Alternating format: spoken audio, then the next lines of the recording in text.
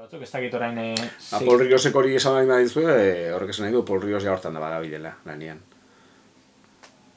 Ez terik ez dizu, besatzen dut, hori horregatik esan dula, Paul Riosek ezagutzen dut, eta badakit, hori izan daiteke, igual, Rajoyk momentu jakimatean behar duen koltsoi hori, ez da, koltsoi mediatiko, sozial hori, hemen adosasun oso zabala dago, gai honen inguruan, eta...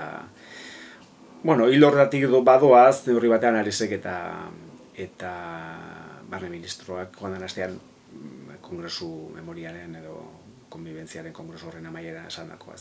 Ez da bakarrik Espainiako iritzi publikoa irabazi behar, Euskal Herriko iritzi publikoa ere kontutan hartu behar dela. Hori nik irakurri nunean, nik uste hor badagola zeo zer, ez da. Espainiako iritzi publikoa badakigu, hori, irabaztean nolabait kausa honetara oso zaila dela, baina, ja ministroak eta Aresek esaten baldin badute, hemen bi iritzi publikoa hartu behar dira kontutan. Eta horren iritzi publikoa bertakoa baldin bada, eta bideratzen baldin bada akordio bat bertako iritzi publikoak Aixe eta Errex onartuko lukeena, horrek eman dizaioke Rajoyri aukera urrats berriak emateko argi eta garbi.